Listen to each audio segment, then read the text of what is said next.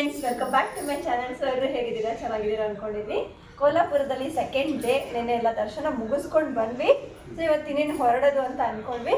So ಇವತ್ತು ಏಕಾದಶಿ ಪ್ರಯುಕ್ತ ವಿಶೇಷವಾಗಿ ಪೂಜೆ ಅಂತೆ. ಸೊ ಅಣ್ಣನೂ ಹೇಳಿದರು, ಸರಿ ಆಯಿತು ಹೋಗಿ ಬರೋಣ, ಇನ್ನೇನು ಇಲ್ಲಿ ತನಕನೇ ಬಂದಿದ್ದೀವಿ, ಇನ್ನೊಮ್ಮೆ ದರ್ಶನ ಮಾಡಿಕೊಂಡು ಎಲ್ಲರೂ ರೆಡಿ ಆಗ್ತಾ ಇದ್ದಾರೆ. ಸೊ ನಮ್ಮ ಮನೆಯವರು ರೆಡಿಯಾಗಿದ್ದಾರೆ, ಅಣ್ಣ ಎಲ್ಲ ರೆಡಿಯಾಗಿದ್ದಾರೆ, ಅದಕ್ಕೆ ರೆಡಿ ಆಗ್ತಾ ಇದ್ದಾರೆ. ಸೊ ಏಕಾದಶಿ ಗೋಸ್ಕರ ಇನ್ನೊಮ್ಮೆ ದರ್ಶನ ಮಾಡ್ಕೊಂಡು ಹೇಗೆಲ್ಲ ಮಾಡಿದ್ದಾರೆ ದರ್ಶನ ಅಂತ ನೋಡೋಣ. ಮಹಾಲಕ್ಷ್ಮಿ ದರ್ಶನ ಮಾಡ್ತಾ ಇದ್ದೀವಿ. ನಿಮ್ಮೆಲ್ಲರಿಗೂ ಅವಳ ಆಶೀರ್ವಾದ ಇರಲಿ, ಸದಾ ಎಲ್ಲರ ಮೇಲೂ ಇರಲಿ, ಎಲ್ಲ ಭಕ್ತಾದಿಗಳ ಮೇಲೂ ಇರಲಿ ಅಂತ ಹೇಳಿ ನಾನು ಕೇಳ್ಕೊತೀನಿ. ಸೊ ಇವಾಗ ಬನ್ನಿ, ಎಲ್ಲರೂ ರೆಡಿ ಆದ ತಕ್ಷಣ, ನಾವು ಅರ್ಧ ಜನ ರೆಡಿ ಆಗಿದ್ದೀವಿ, ನಮ್ಮ ಅತ್ತಿಗೆ ಮತ್ತು ಅಣ್ಣನ ಮಗಳು ರೆಡಿ ಆಗ್ತಾ ಇದ್ದಾರೆ. ಸೊ ರೆಡಿ ಆದ ತಕ್ಷಣ ದೇವಸ್ಥಾನಕ್ಕೆ ಹೋಗೋದು. ಬನ್ನಿ ನೋಡಿ ಫ್ರೆಂಡ್ಸ್, ನಮ್ಮ ಮನೆಯವರು ಫಸ್ಟು ಎದ್ದು ಅವರೇ ಸ್ನಾನ ಮಾಡಿದ್ದು. ಸೊ ರೆಡಿಯಾಗಿ ಕುತ್ಕೊಂಡಿದ್ದಾರೆ ನೋಡಿ, ಏನೇನೋ ಸ್ಟೈಲು. ಅಯ್ಯೋ ಚಂದ ಬೇಡ ರೀ, ಬಿಸಿಲಲ್ಲಿ ಹಾಕೊಳ್ಳೋಣ. ರೆಡಿನಾ ದೇವಸ್ಥಾನಕ್ಕೆ? Ready ready ready. ಯಾರ ಸ್ಟೈಲು? ರಜನಿ ರಜನಿ. ಓ ಸೇಮ್ ಹಂಗೆ ಕಾಣ್ತಾ ಇದ್ದೀರಾ. ಬನ್ನಿ, ನಮ್ಮ ಅಣ್ಣನೂ ರೆಡಿಯಾಗಿದ್ದಾರೆ, ಇವರಿಬ್ಬರು ರೆಡಿಯಾಗಿದ್ದಾರೆ. ಸೊ ಇವತ್ತು ಏಕಾದಶಿ ಪ್ರಯುಕ್ತ ಎಲ್ಲರೂ ಬೇಗ ಬೇಗ ಬೇಗ ಎದ್ದು ರೆಡಿಯಾಗಿದ್ದೀವಿ. ದ್ರಾಕ್ಷಿ ಸಖತ್ತಾಗಿರುತ್ತೆ, ಇದು ಅಣ್ಣನ ಆಫೀಸಿಂದ ಅಲ್ವಾ ಅಣ್ಣ? ನಂಗೆ ತುಂಬ ಇಷ್ಟ. ಇನ್ನೊಂದು ಸೇಬ್ ತುಂಬ ಚೆನ್ನಾಗಿರುತ್ತೆ ನಿಮ್ಮ ಆಫೀಸಲ್ಲಿ.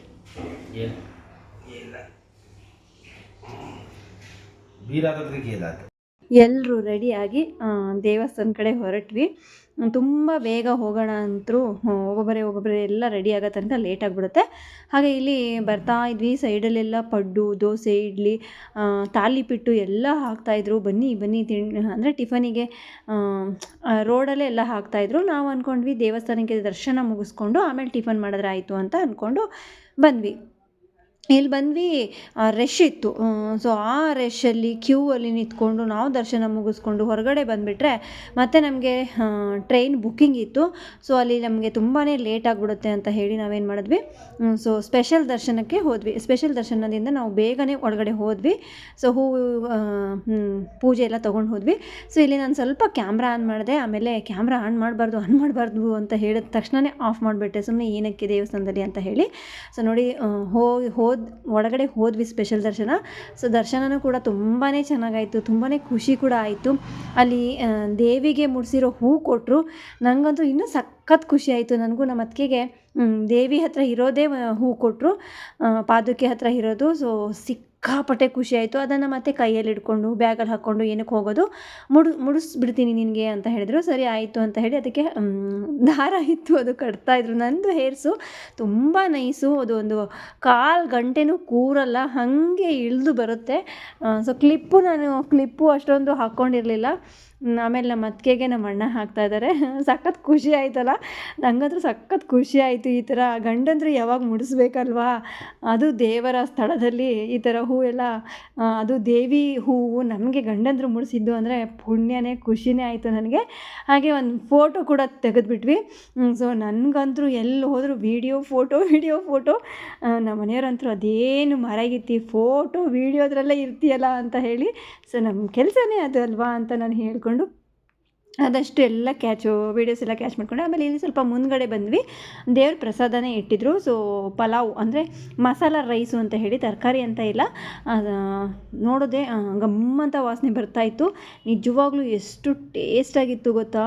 ಈ ಬೌಲಲ್ಲಿ ಕೊಟ್ಟಿದ್ದಾರೆ ರೈಸು, ಸಿಕ್ಕಾಪಟ್ಟೆ ಟೇಸ್ಟ್ ಇತ್ತು. ವಾಸನೆಯೂ ಕೂಡ ಅಷ್ಟೇ ಸ್ಮೆಲ್ ಚೆನ್ನಾಗಿ ಬರ್ತಾಯಿತ್ತು. ಬಟ್ ಟೇಸ್ಟ್ ವೈಸ್ ಸಖತ್ತಾಗಿತ್ತು. ಎಲ್ಲರೂ ನಿಂತ್ಕೊಂಡು ತಿಂದ್ವಿ. ಮತ್ತು ನಿಮಗೆ ಎಷ್ಟು ಇಸ್ಕೊಂಡ್ರು ಕೊಡ್ತಾಯಿದ್ರು ಪಾಪ. ನಾವು ಒಂದೊಂದು ಬೌಲು ತಿಂದ್ಕೊಂಡ್ಬಿಟ್ವಿ. ದರ್ಶನ ಮುಗಿಸ್ಕೊಂಡ್ಬಂದ್ವಿ. ಮತ್ತು ಹೊರಗಡೆ ಹೋಗಿ ಟಿಫನ್ ತಿನ್ಕೊಳ್ಳೋಣ ಅಂದರೆ ಇಲ್ಲಿ ಪ್ರಸಾದ ಕೊಟ್ಟರಲ್ಲ, ಸೊ ಪ್ರಸಾದ ತಿಂತಾಯಿದ್ವಿ. ಹಾಗೆ ದೇವ್ರ ಪ್ರಸಾದನೂ ಕೂಡ ನಾವು ತೊಗೋಬೇಕಿತ್ತು.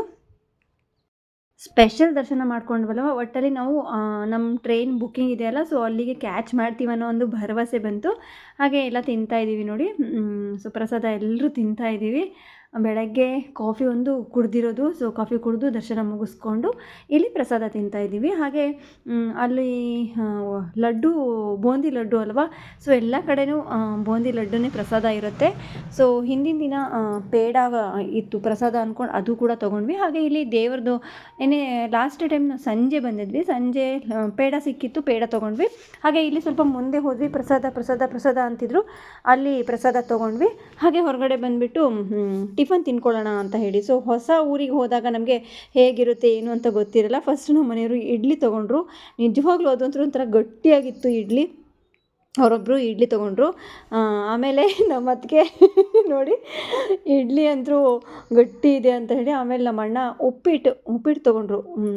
ನಮ್ಮ ಅತ್ತಿಗೆ ಅಂತೂ ಇಡ್ಲಿ ಬಿಟ್ಟರು ಬೇಡಪ್ಪ ಅಂತ ಹೇಳಿ ಉಪ್ಪಿಟ್ಟು ತೊಗೊಂಡ್ರು. ಸೊ ಅಣ್ಣನೂ ಕೂಡ ತಿಂದಿಲ್ಲ, ನಮ್ಮ ಮನೆಯವರು ನಮ್ಮ ಅತ್ತಿಗೆ ಇಬ್ಬರು ಉಪ್ಪಿಟ್ಟು ತಿಂತಾಯಿದ್ರು. ನಾನು ಇಲ್ಲಿ ಮಿಸಳ್ ಅಂತ ಹೇಳಿ ಸ್ಪೆಷಲ್, ಇಲ್ಲಿ ತುಂಬ ಸ್ಪೆಷಲು ಅಂತಿದ್ರು. ನಾನು ಫಸ್ಟೇ ತಿನ್ನೋದಿಲ್ಲ, ಅದರಲ್ಲೂ ಮಿಸಳ್ ಅಂತಾರಲ್ಲ, ನೋಡೋಣ ಇಲ್ಲಿ ಸ್ಪೆಷಲ್ ತಿನ್ನೋಣ ಅಂತ ಹೇಳಿ ಈ ಬ್ರೆಡ್ಡು ಮತ್ತು ಅದು ಮಿಸಳ್ ಅಂದರೆ ನಾನು ಏನು ಅಂದ್ಕೊಂಡೆ, ಏನೋ ಒಂಥರ ಮಿಕ್ಸರ್ ಥರ ಹಾಕಿ ಕೊಡ್ತಾರೇನೋ ಅಂತ. ಅಂದರೆ ಅದು ನೋಡಿದ್ರೆ ಒಂದು ಮಡಕೆ ಕಾಳಿಂದು ಸಾರು ಥರ ಇದೆ. ಅದು ಮಡಕೆ ಕಾಳು ಸಾರು ನಮ್ಮ ಕಡೆ ಟೇಸ್ಟಾಗಿರುತ್ತೆ. ನಾನು ಹಿಂಗೆ ಸ್ಮೆಲ್ ನೋಡ್ತೀನಿ, ನಮ್ಮ ಅಣ್ಣ ಹತ್ರ ಸಿಕ್ಕಾಪಟ್ಟೆ ನಗ್ತಾ ಇದ್ದಾರೆ. ಫಸ್ಟು ಸ್ಮೆಲ್ ನೋಡ್ತಾ ಇದ್ದಾಳೆ ನೋಡು ಅಂತ ನಗು ಅದು ಒಂಥರ ಅನಿಸ್ಬಿಡ್ತು. ನಾನು ನಮ್ಮ ಅಣ್ಣ ಆ್ಯಕ್ಚುಲಾಗಿ ನಾವು ತಿಂಡಿನೇ ತಿಂದಿಲ್ಲ ಅಲ್ಲಿ.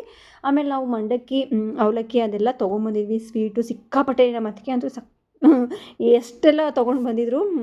ಆಮೇಲೆ ನಮ್ಮಣ್ಣ ಇಲ್ಲೇ ಮಂಡಕ್ಕಿ ಅವಲಕ್ಕಿ ಸ್ವಲ್ಪ ತಿಂದರು. ನಾನು ಈ ರೂಮಿಗೆ ಬಂದು ಸ್ವಲ್ಪ ಮಂಡಕ್ಕಿ ತಿಂದ್ಕೊಂಡೆ, ಪೇಡ ಇತ್ತು ಪೇಡ ತಿಂದ್ಕೊಂಡೆ, ಬಿಸ್ಕೆಟ್ಸು ಅವೆಲ್ಲ ಇದ್ವು. ಅದೇ ನನಗೆ ಟಿಫನ್ ಆಯಿತು ನನಗೂ ನಮ್ಮ ಅಣ್ಣಂಗೆ. ಅತ್ತಿಗೆಯವರು ಅವರು ಪಾಪ ಜಾಸ್ತಿ ತಿಂದಿಲ್ಲ, ಬಿಟ್ಬಿಟ್ರು, ಎಲ್ಲನೂ ವೇಸ್ಟ್ ಆಗಿಬಿಡ್ತು. ಆಮೇಲೆ ಇನ್ನೊಂದು ಏನು ಗೊತ್ತಾ ಫ್ರೆಂಡ್ಸ್, ಅಲ್ಲಿ ನಾನು ಟಿಫನ್ ತಿನ್ನೋ ಹೋಟ್ಲಲ್ಲಿ ನಾನು ಬ್ಯಾಗೇ ಮರ್ತು ಬಂದುಬಿಟ್ಟಿದ್ದೀನಿ. ಮತ್ತೆ ಇಷ್ಟು ದೂರ ಬಂದಮೇಲೆ ನಾನು ಅಲ್ಲಿ ಹೋಗ್ತೀನಿ. ನನ್ನ ಬ್ಯಾಗು ಮತ್ತು ನನ್ನ ಪರ್ಸಲ್ಲಿ ಸ್ವಲ್ಪ ದುಡ್ಡು ಅದು ಇದು ಎಲ್ಲ ಇತ್ತು. ಆಮೇಲೆ ಬ್ಯಾಗಲ್ಲಿ ಪ್ರಸಾದ, ಏನೇ ಆಗಲಿ ಪ್ರಸಾದ ಇತ್ತು, ಬಟ್ ನನ್ನ ಪರ್ಸಲ್ಲಿ ಸ್ವಲ್ಪ ದುಡ್ಡಿತ್ತು. ಅದೆರಡೂ ಬಿಟ್ಟು ಬಂದಿದ್ದೀನಿ. ಮತ್ತು ನಾನು ಅಲ್ಲಿ ಮುಂದ್ಗಡೆ ಬಂದು ಒಂದು ದುಪ್ಪಟ್ಟ ತೊಗೊಳ್ಳೋಣ ಅಂತ ಹೇಳಿ ಕೈಯಲ್ಲಿ ಪರ್ಸ್ ನೋಡ್ತಾ ಇದ್ದೀನಿ, ಇಲ್ಲ. ಯಪ್ಪ ಗಾಬರಿಯಾಗಿ ಹೋಟ್ಲಿಗೆ ನಾನು ಎಲ್ಲ ಅಲ್ಲೇ ನಿಂತಿದ್ರು, ದಪ್ಪ ಓಡಿ ಹೋದೆ. ಸದ್ಯ ಆ ಹೋಟ್ಲವರು ಬ್ಯಾಗೆಲ್ಲ ಅವರು ಕ್ಯಾಶಿಯರ್ ಹತ್ರ ಇಟ್ಕೊಂಡಿದ್ರು. ಹಾಗೆ ನನ್ನ ಪರ್ಸು ಆ ಕಡೆನೇ ಇತ್ತು ಟೇಬಲಲ್ಲಿ, ಮತ್ತು ಪರ್ಸೆಲ್ಲ ಎತ್ತಕೊಂಡ್ಬಂದು ಯಪ್ಪ ಗಾಬರಿ ಆಗಿಬಿಟ್ಟೆ ನಾನು. ಆಮೇಲೆ ಚೆಕ್ಔಟ್ ಮಾಡಿಕೊಂಡು ಟ್ರೈನಿಗೆ ಬಂದು ಕೂತ್ಕೊಂಡ್ವಿ. ನಮ್ಮ ರಿಸರ್ವೇಷನ್ ಇತ್ತು. ಸೊ ರಿಸರ್ವೇಷನ್ ಇತ್ತಲ್ಲ, ಇನ್ನೂ ಟ್ರೈನ್ ಹೊರಡಿರಲಿಲ್ಲ, ನಿಂತ್ಕೊಂಡಿತ್ತು.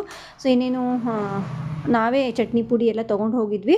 ಸೊ ಅಲ್ಲಿ ಒಂದು ಸ್ವಲ್ಪ ಚಪಾತಿ ತೊಗೊಂಡ್ವಿ, ರೊಟ್ಟಿ ಸ್ವಲ್ಪ ಕಡಿಮೆ ಬೀಳುತ್ತೆ ಅಂದ್ಕೊಂಡು ಚಪಾತಿ ತೊಗೊಂಡ್ವಿ, ಮೆಣಸಿನ್ಕಾಯಿ ತೊಗೊಂಡ್ವಿ, ಹಾಗೆ ಮೊಸರು ತೊಗೊಂಡ್ವಿ, ಮತ್ತು ಒಂದು 2 ಥರ ರೈಸ್ ತೊಗೊಂಡ್ವಿ.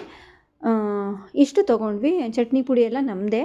ಸೊ ಪಲ್ಯ ಹೇಗಿರುತ್ತೆ ಏನೋ ಅಂತ ಹೇಳಿ ಈ ಥರ ಶೇಂಗಾ ಚಟ್ನಿ ಪುಡಿ ಮೊಸರು ಹಾಕ್ಕೊಂಡು ತಿಂತಾಯಿದ್ರೆ ಸಿಕ್ಕಾಪಟ್ಟೆ ಚೆನ್ನಾಗಿರುತ್ತೆ ಟೇಸ್ಟು. ಸೊ ಚಪಾತಿ, ಮೊಸರು, ಮೆಣಸಿನ್ಕಾಯಿ ಬಜ್ಜಿ ಇಷ್ಟು ತೊಗೊಂಡಿದ್ದು. ಸೊ ಎಲ್ರಿಗೂ ನಾನು ಊಟ ಹಾಕಿ ಕೊಡ್ತಾಯಿದ್ದೆ, ನಮ್ಮ ಅತ್ತಿಗೆ ಎಲ್ರಿಗೂ ಕೊಡ್ತಾಯಿದ್ರು. ಮೆಣಸಿನ್ಕಾಯಿನೂ ಅಷ್ಟೇ ಸಖತ್ತಾಗಿತ್ತು ಟೇಸ್ಟು.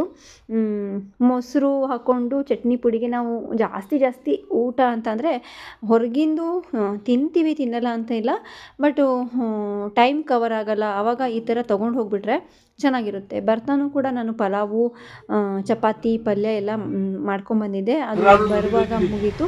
ಸೊ ಮತ್ತೆ ಚಟ್ನಿ ಪುಡಿ ಎಲ್ಲ ಓದಿರ್ತಾರ.